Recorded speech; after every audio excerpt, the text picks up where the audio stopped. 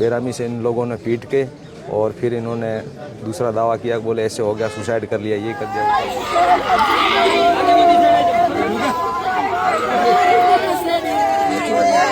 को कल दिन में मेरे पास 12:57 पे कॉल आया, बोले भाई तू कहाँ, जल्दी पहुँच।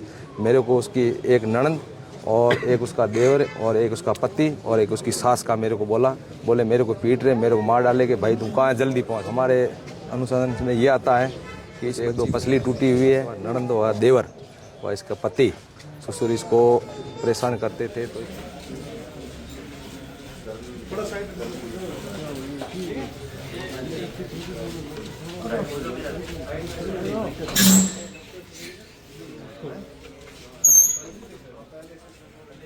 बहन की शादी मैंने 2020 में शादीशुदा इसको हिंदू रीति रिवाज से मैंने इसको पढ़ाई थी अशोक पुत्र पप्पू राम के घर पे सांसियों की बस्ती आदर्श महाबार पाबू टूड़ा में। जो इस बच्ची को सास व ननंद व देवर व इसका पति ससुर इसको परेशान करते थे, तो इसके लिए हमने मेरे समाज में मेरे जो बुजुर्ग लोग थे उनको बुलाकर मैंने 20 या 25 पंचायतें भी करवाई थी समाज में। तो फिर इनके हो गया था, धीरे धीरे बैठ गए थे। कल दिन में मेरे पास इसने लगभग 4 या 5 या 3 तारीख को इन्होंने फिर वापस इन्होंने इस बच्ची के साथ मारपीट की। बच्ची के अंदरूनी चोटें लगी हुई है, कुछ एक दो पसली टूटी हुई है।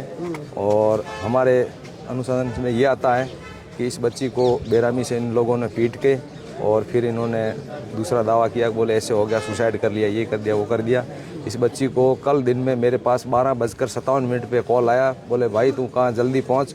मेरे को उसकी एक ननद और एक उसका देवर और एक उसका पति और एक उसकी सास का मेरे को बोले मेरे को पीट रहे, मेरे को मार डालेंगे, भाई तू कहाँ, जल्दी पहुँच। मैंने बोला मैं सांसी तले से मांकल पेट्रोल पंप पे मैं पेट्रोल भरा रहा हूँ और मैं दादाजी के पास जा रहा हूँ, मैं उनके लेके शाम को 4 बजे पहुँच रहा हूँ, ऐसा कुछ मत करना है। मैं उनके परिवार को फ़ोन कर रहा हूँ।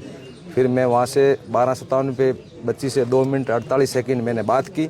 बात करने के बाद में मैं तुरंत दादाजी के पास पहुँचा। 5-7 मिनट वहाँ पहुँचते ही फिर मेरे को 18 या 19 मिनट और ज़्यादा हुए, 2:44 या 45 मिनट हुए, मेरे पास वापस पड़ोस में से कॉल आता है, बोले आपकी बहन मर गई। घर पे थे, कोई हॉस्पिटल नहीं थी, उसका लोकेशन चेक किया जाए, उनका नंबर से प्रशासन से मेरा ये निवेदन रहेगा।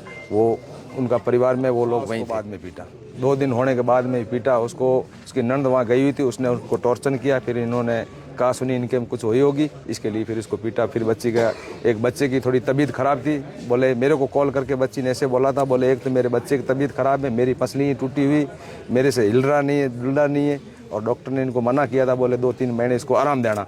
फिर बच्ची ने बोला मेरी तबीयत बहुत नाजुक है और मेरे घर के पीछे ये पड़ गए, ये मेरे को मार रहे, भाई कहीं है तो मेरे पास जल्दी पहुंच। मेरे बच्ची ने 2 मिनट 48 सेकंड की बात की थी, इससे ज़्यादा मेरी बात हुई नहीं।